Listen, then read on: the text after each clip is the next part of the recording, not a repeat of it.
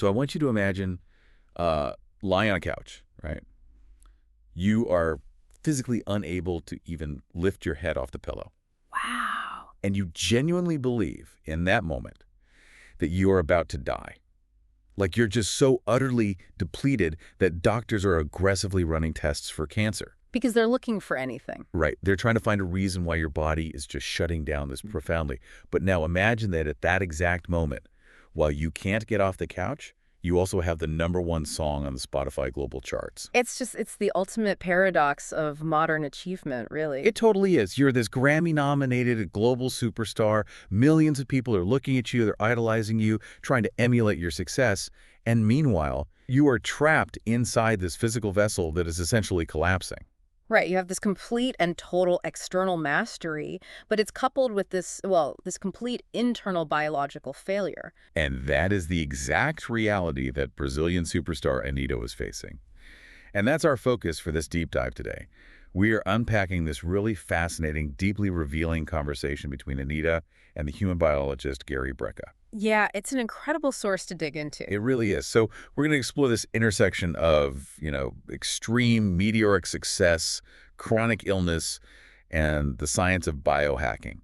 But I want to be clear. We're stripping away the celebrity facade here. Right, this isn't about pop culture. Exactly. We aren't here to talk about gossip. We're here to look at the raw biological and psychological mechanics of true well-being. Because her experience, it really serves as this highly magnified case study. It exposes what happens to the human operating system when your ambition just brutally outpaces your biology. Yeah, and for you listening right now, this matters. You don't have to be a global pop star to feel this. Not at all. Whether you're grinding for a promotion or dealing with the kind of burnout where a weekend of sleep doesn't actually make you feel rested. Which is so common. So common.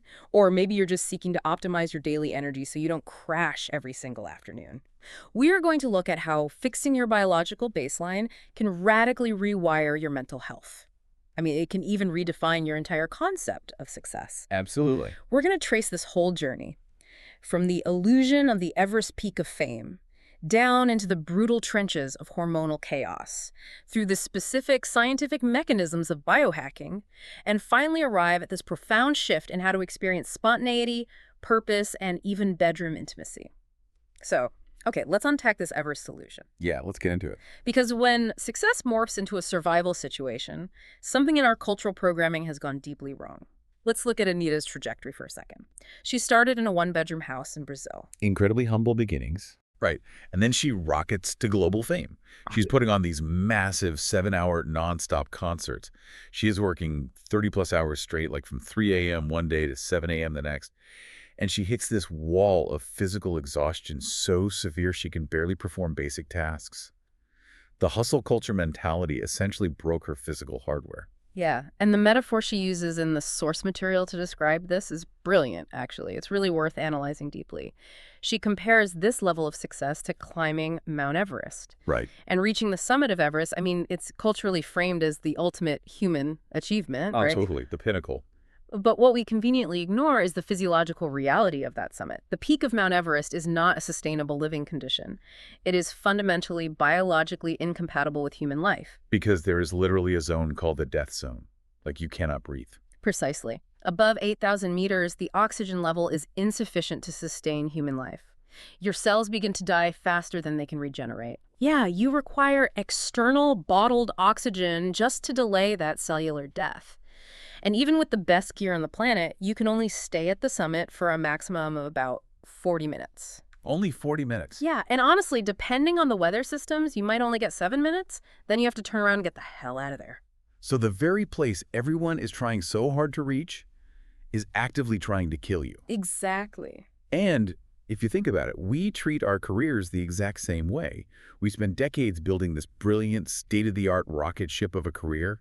We sacrifice our sleep, our relationships, our peace of mind to build it.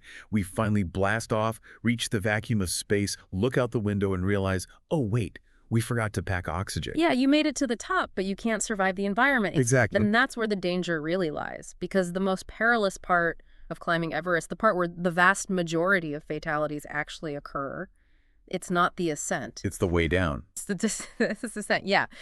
Climbers burn all their energy, all their adrenaline, and all their oxygen just to reach the top, purely to prove they made it. So they have absolutely nothing left in the tank for the journey back down to reality. They freeze or they collapse on the way down because they just didn't budget their biological resources for the full trip. Wow. And this mirrors modern hustle culture perfectly. The peak of success is highly isolated. The air is incredibly thin. It is biologically taxing, but society feeds us this toxic lie that once you reach the summit, you are supposed to pitch a tent and live there permanently. Okay, I have to challenge this premise slightly, though. Sure, go ahead. Because it sounds like we're saying the desire to achieve is inherently dangerous. Like, is the drive for success inherently toxic to the human body? Is ambition itself a biological poison? Or is it our psychological attachment to staying hot and relevant that actually triggers the breakdown? That is a really vital distinction to make. Ambition, the drive to create, to push boundaries, to provide for your family, that is a highly adaptive, natural human impulse. Right. The toxicity enters the equation when the achievement fuses with your core identity, and maintaining that extreme altitude becomes a matter of perceived survival. In Anitta's industry, the literal term is staying hot. Staying relevant. Right. That psychological attachment to relevance forces the body into a state of chronic sympathetic nervous system activation. You are in a perpetual state of hyperarousal. Your brain perceives the threat of irrelevance the exact same way it perceives the threat of a physical predator. So you're just constantly running from a tiger. Yes. Your nervous system is constantly firing, dumping cortisol and adrenaline into your bloodstream, which completely suppresses your immune and restorative functions. Man, and when the nervous system stays locked in that hyper-aroused state for years, the body doesn't just feel tired. It starts actively breaking down its own hardware. The realization that the peak is unlivable naturally forces a descent, whether you want to come down or not. And for Anitta, this descent manifested as a catastrophic biological collapse. This wasn't just, I need a nap fatigue. We need to look at the physical root of her crisis, specifically this agonizing combination of endometriosis and massive hormonal chaos. Right. So to understand the severity of her situation, we really have to look at the mechanics of endometriosis, because this isn't just a heavy period. No, not at all. Endometriosis is a systemic condition where tissue that is similar to the lining of the uterus, the endometrium, begins growing outside the uterus. It attaches to the ovaries, the fallopian tubes, the bowel, and the tissue lining the pelvis. Which sounds incredibly painful. It is, because with each menstrual cycle, this displaced tissue acts exactly as it would inside the uterus. It thickens, it breaks down, and it bleeds. But because this blood has nowhere to exit the body, it becomes trapped. Which creates massive inflammation, internal scarring, and debilitating pain. And she is trying to endure this while executing 7-hour, highly choreographed pop concerts. Right, which is just unfathomable. And to make matters exponentially worse, she was managing birth control with a copper IUD. Which is a crucial detail here. A copper IUD doesn't use hormones. What it does is create a localized inflammatory response in the uterus that is toxic to sperm. Okay. But if you already have a highly inflammatory condition like endometriosis, adding a copper IUD is literally like throwing gasoline on a fire. Oh, wow. The result was severe anemia. She was bleeding roughly 50 times more than a normal baseline. 50 times. Yes. Her body was essentially draining its own life force every single month. Her iron stores would have been completely depleted, which directly suffocates the cell's ability to produce ATP, the basic unit of cellular energy. So she goes the conventional route to fix this. She returns to Brazil and seeks out traditional medical intervention. And they give her an implanted hormone chip. It's a type of birth control implant designed to suppress her cycle and stop the bleeding. But it didn't heal her. It triggered severe, traumatizing depression. Yeah. Imagine having the #1 song in the world, literally the pinnacle of your life's work, and you are too deeply depressed and physically sick to leverage it or even enjoy a single moment of it. But I have to ask, if medical professionals designed this hormone chip specifically to fix a woman's cycle, why did it result in profound psychological trauma? Are we treating the reproductive system as if it's completely disconnected from the brain?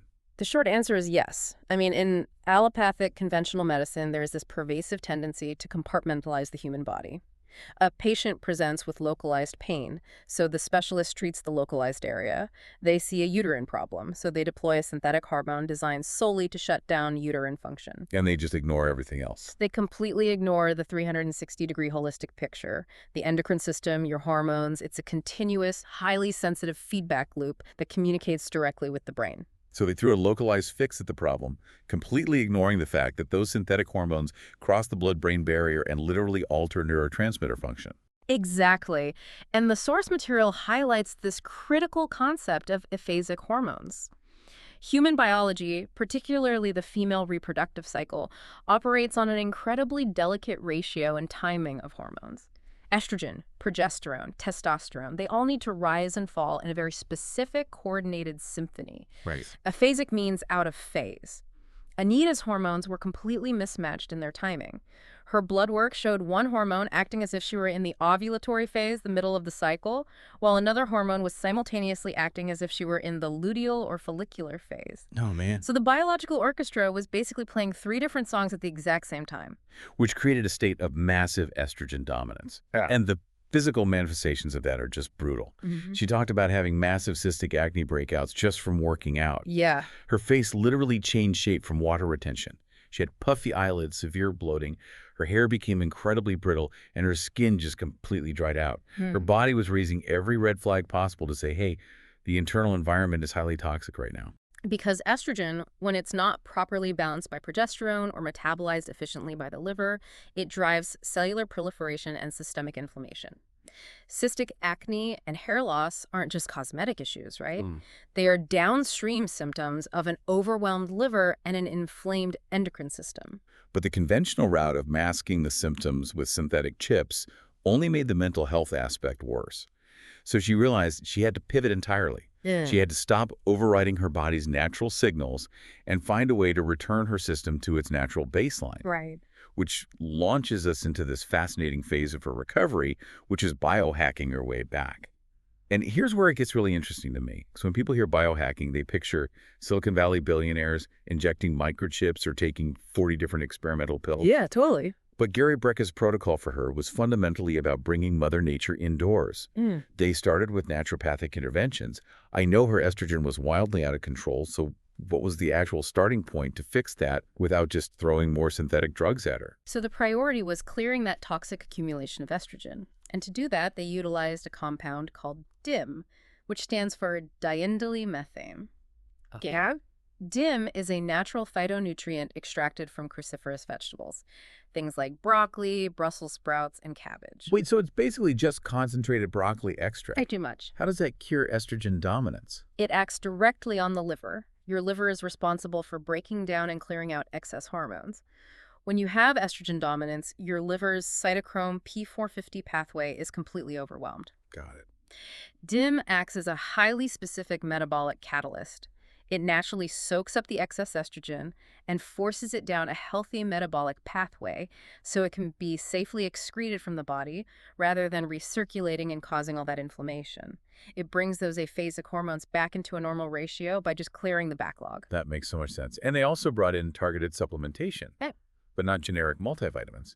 They used methylated multivitamins based on her actual genetic testing. Explain why genetic testing is necessary just to take a vitamin. It comes down to a process called methylation, which is often dictated by the MTHFR gene. A significant portion of the population actually has a mutation in this gene, meaning their bodies cannot efficiently convert standard synthetic vitamins like folic acid into the active form the cells can actually use. Oh, wow. Yeah, so if you have this mutation and you take a standard multivitamin from the grocery store, you aren't absorbing the nutrients, you're just creating really expensive urine, and your cells remain starving. By running genetic testing, they identified her specific metabolic bottlenecks and gave her methylated vitamins, meaning the nutrients were already broken down into their bioavailable active forms. So her body didn't have to do the work to convert them. Exactly. The cells could just absorb them immediately and start repairing the damage. Okay, they also added vitamin D3 and this really interesting tactical intervention, a tiny microdose of testosterone cream. Just 0.2 clicks of a dispenser. Why give a woman with estrogen issues testosterone? Well, women naturally produce testosterone, and it's essential for bone density, muscle maintenance, and specifically drive and energy. When a body is as profoundly depleted as Anita's was, testosterone levels plummet. And that results in that bone-deep, unshakable exhaustion. That tiny whisper of a dose wasn't meant to build muscle. It was just enough to provide neurological and physical support to get her system back online while the other therapies did the deeper healing work. Okay, so those are the internal biochemical interventions. Yeah. But the technological biohacks are where this gets incredibly interesting to me because they sound almost like science fiction, yet they are entirely grounded in simulating natural environments. Right. Let's talk about the PEMF mad pulse electromagnetic field therapy. The source shares this wild anecdote. Anita is on a birthday trip. She goes out partying, has some drinks, and comes back to the hotel in a terrible, highly reactive mood. She's crying for no clear reason. She's frustrated, totally disconnected from her partner. She basically announces she's just going to sleep, and she lies down on this PEMF mat on the floor while she's crying. According to her, 10 minutes later, just 10 minutes, she wakes up, feels completely alkaline, her mood is radically flipped from depressed to joyful, and she suddenly wants to be intimate. Yeah, it's quite the turnaround. Now, I have to be the skeptic here. Putting a mat on a hotel room floor and saying it cures a depressive, drunken episode in 10 minutes sounds a lot like snake oil. Are we really saying that magnets cure mental health? I completely understand the skepticism, but we have to look at the biophysics of what is actually happening. The PEMF mat works by emitting a low-level pulsed galvanic current. This specific frequency is designed to mimic the Schumann resonance, which is the exact electromagnetic frequency of the Earth's surface. Okay. Think about how you feel when you walk barefoot on a beach or in a dense forest. You naturally feel grounded and calmer. That's not just psychological relaxation, that is a physical transfer of electrons. You are literally absorbing negative ions from the Earth. So the mat is essentially a highly concentrated technological version of touching the dirt in your backyard. Exactly. It brings that vital magnetism indoors. Now, why did her mood flip so fast? When you are exhausted, stressed, or especially when you consume alcohol, your body enters a highly acidic state. Cellular voltage drops and your tissues become inflamed. This physical inflammation crosses the blood-brain barrier and manifests as anxiety, irritability, and low mood. Interesting. The PEMF mat rapidly alters the transmembrane potential of your cells. It improves cellular voltage, which forcefully downregulates the sympathetic nervous system, and alkalinizes the tissues, meaning it clears out those acidic, inflammatory byproducts. So when the physical inflammation in her tissues rapidly dropped, her psychological state instantly recovered. That is wild. And they also utilized red light therapy to simulate the specific healing wavelengths of early morning and evening sunlight, which triggers mitochondria to produce more energy. Right. They used hydrogen water baths to reduce oxidative stress.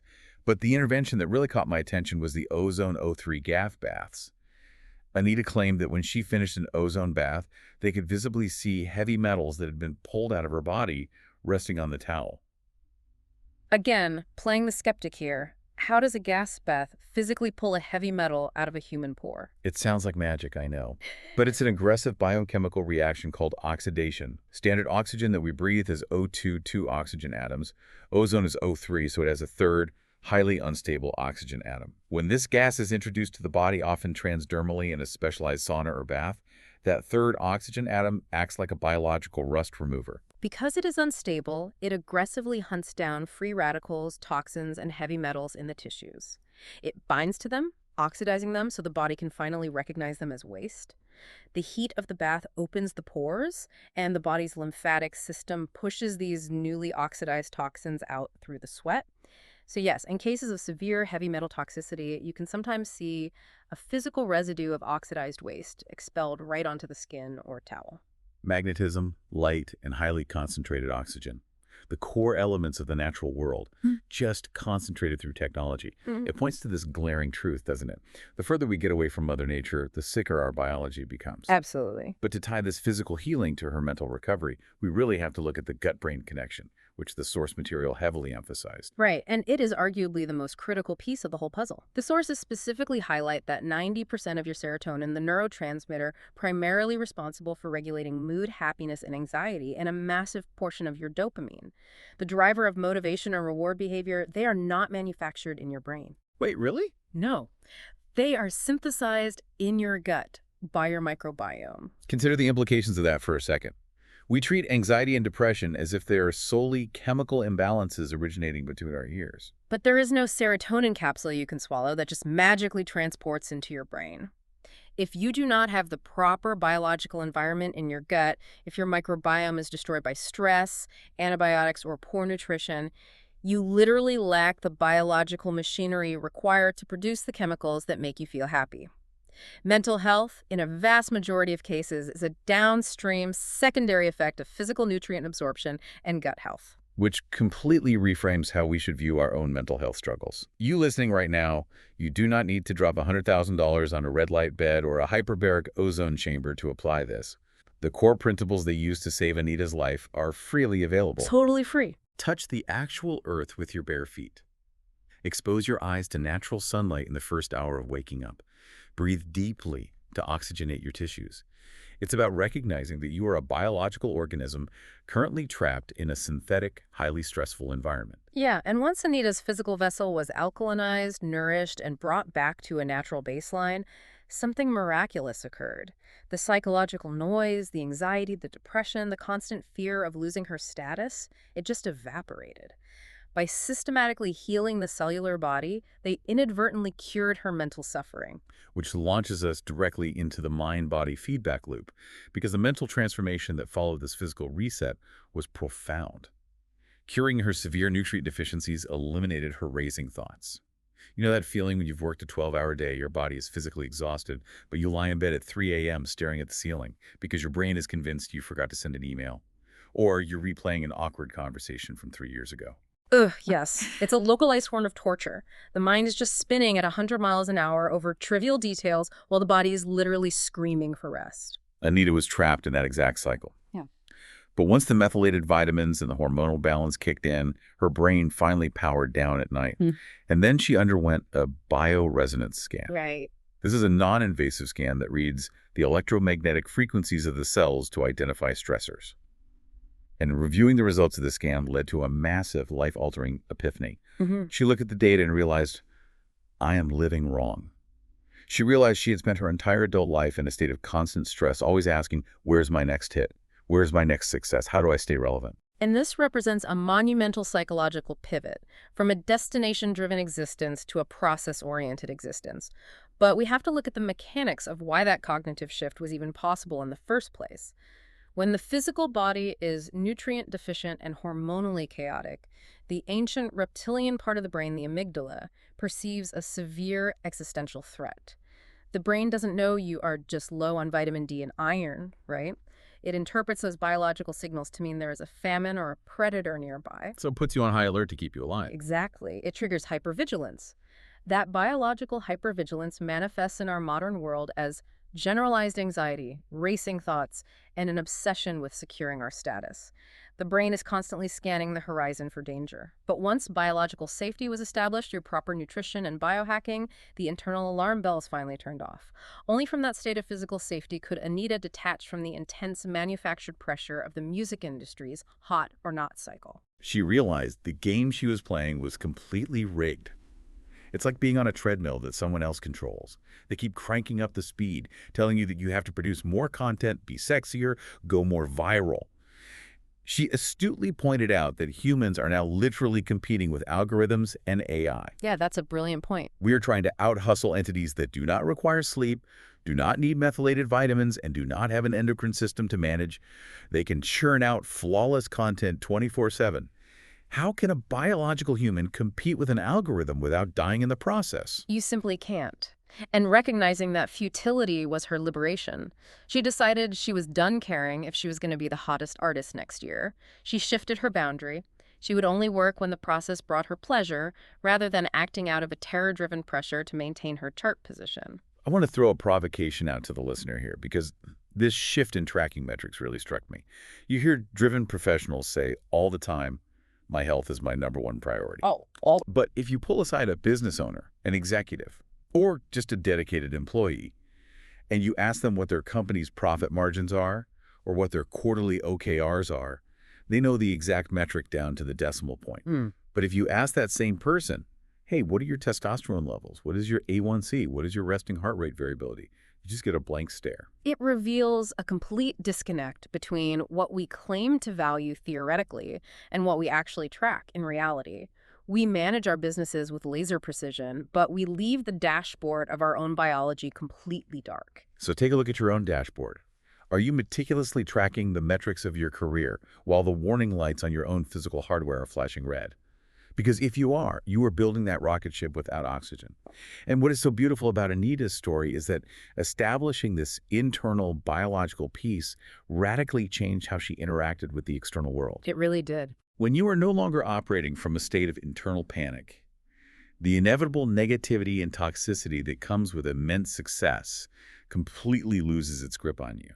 Which brings us to the concept of shrinking your problems by growing your purpose, and how she learned to navigate the toxic frequencies of other people. Yeah, the source material shares a highly revealing text message that Gary Brecka received from Damon John, the extremely successful investor from Shark Tank. Damon laid out a stark, unfiltered reality of what happens when you start to rise above the pack. What did he say? He warns that success doesn't just bring money. It brings intense vocal resentment from your friends and family. It brings theft and betrayal by people you trusted. It brings fake lawsuits meant to extort you. It brings coordinated media attacks. He essentially says, brace yourself, because this toxicity is the unavoidable tax on success. And Nita had experienced every single one of those attacks. But her philosophy on how to handle it is incredibly mature. She says she no longer views people as fundamentally good or bad. Instead, she views people as operating on either high or low frequencies. That is a highly sophisticated psychological framework, honestly. It's rooted in the concept of projection. When someone achieves immense, undeniable success, like Anitta rising from a one-bedroom house to global superstardom, people who are operating at a lower frequency, meaning they are living in a state of fear, scarcity, or deep insecurity, are suddenly forced to confront their own unfulfilled potential. And looking at a highly successful person acts as a really painful mirror. It is psychologically excruciating to look in that mirror. So rather than accept the reality that the successful person possesses pure talent or took massive risks or worked incredibly hard, the insecure person projects their own moral failings onto them. The ego protects itself by assuming the successful person must have cheated, or they got lucky, or they are secretly evil, because accepting the reality of the achievement is too painful for their fragile ego to process. So their defense mechanism is to attack. They gossip, they try to tear you down on social media, they file lawsuits. Exactly. But if you adopt Anitta's framework and recognize that their toxic behavior is not actually about you, but is merely a low-frequency projection of their own internal pain, you don't have to absorb it. You don't have to let their unhealed trauma dictate your nervous system. She balances that inevitable toxicity of fame with the ultimate grounding force, which is her family. The stories she shares about her upbringing are just beautiful, and they provide the anchor for her sanity. She talks about growing up in a tiny one-bedroom house in Brazil. There was no living room, so the entire extended family would cram into that single bedroom just to celebrate birthdays together. Wow. And she talks about working a retail job selling clothes before she was famous. Her family members would literally pool what little money they had, save it up, and come into the store to buy clothes from her just to boost her sales numbers so she would look good to her boss. Now that is the definition of a high-frequency environment. That is genuine, unconditional support that has nothing to do with her net worth or her Spotify rankings. So how does someone with that background operate once they acquire unimaginable wealth? Her response isn't to hoard the money, and she doesn't use it to buy status symbols to prove her worth to the haters.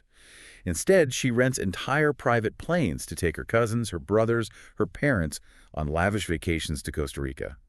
And my absolute favorite detail, she brings a shaman on board the flight to balance everyone's chakras at 39,000 feet. That is amazing. It is the most beautifully absurd, joyful, completely authentic use of wealth imaginable.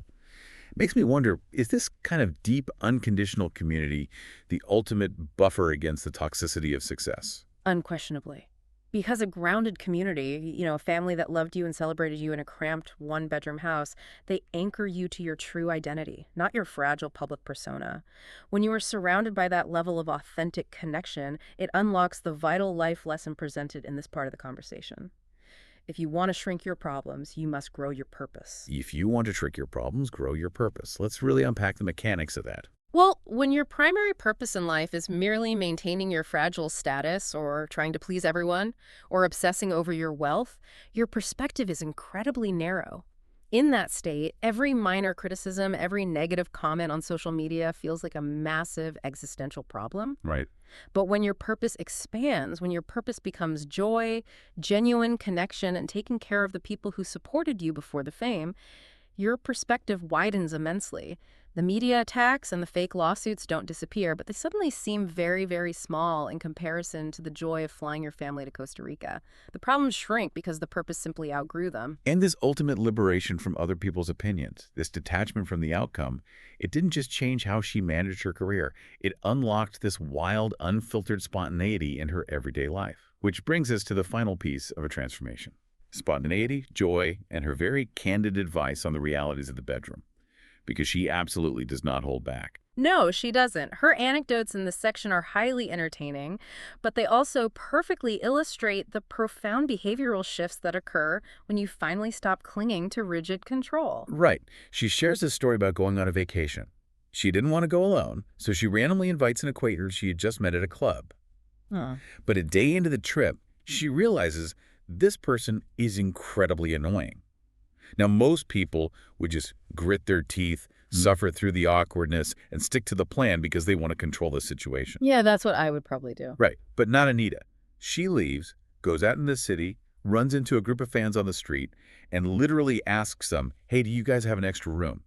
They happen to have a 2-bed hotel room with 1 bed already taken by a guy, and she just goes and crashes in the room with these absolute strangers. On the surface, it sounds reckless, Yeah. but functionally, it's an extreme exercise in spontaneity and intuition.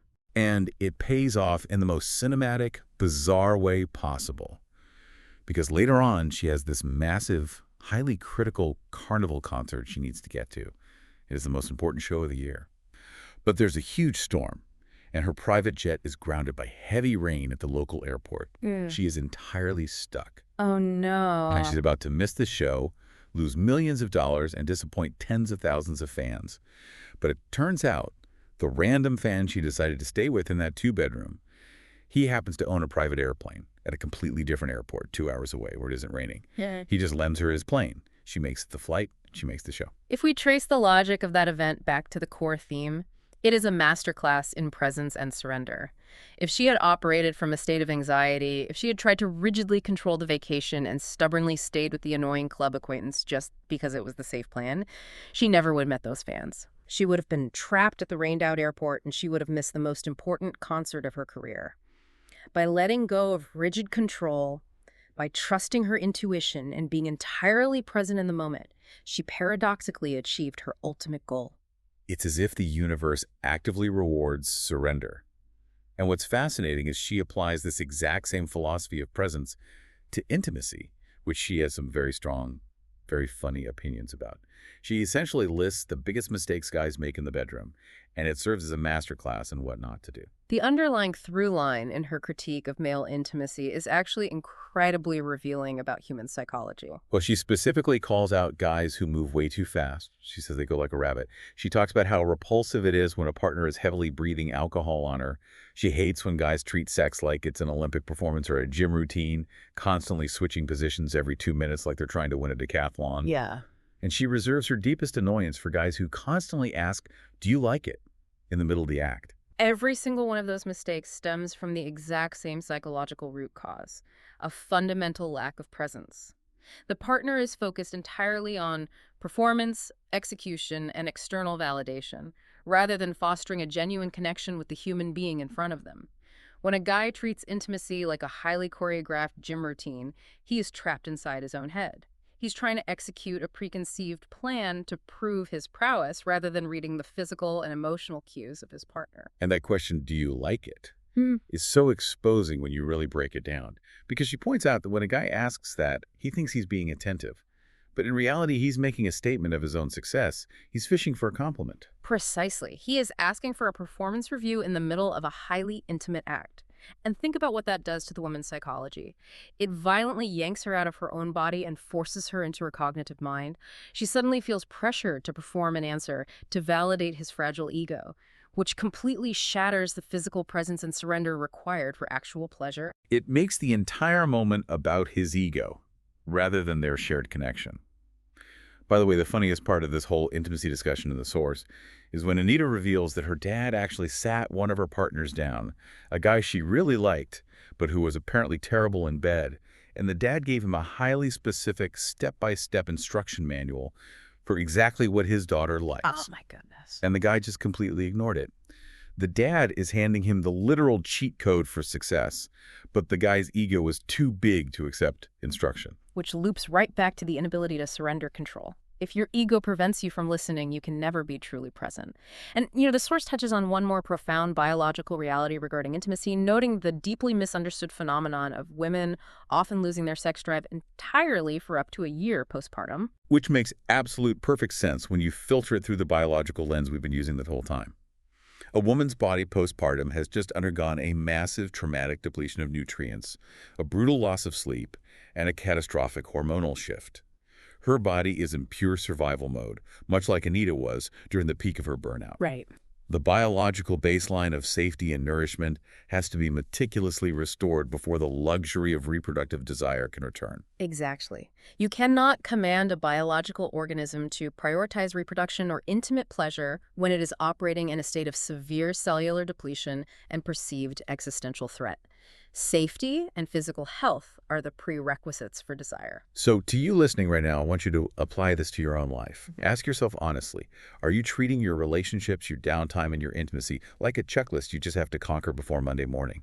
Are you trying to aggressively optimize your way through a conversation with your partner?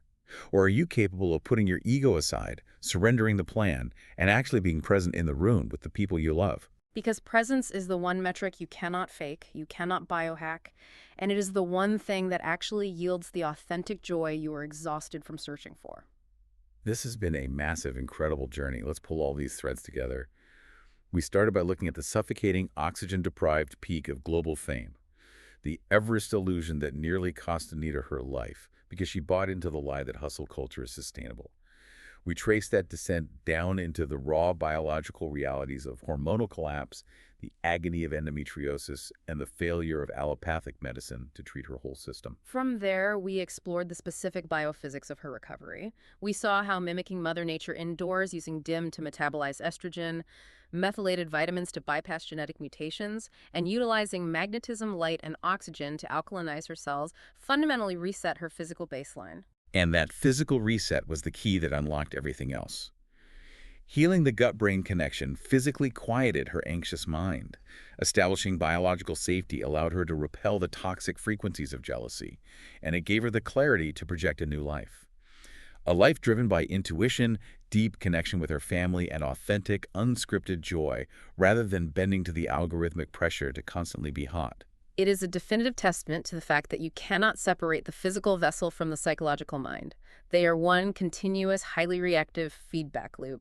If you want to change your mind, you often have to start by healing your cells.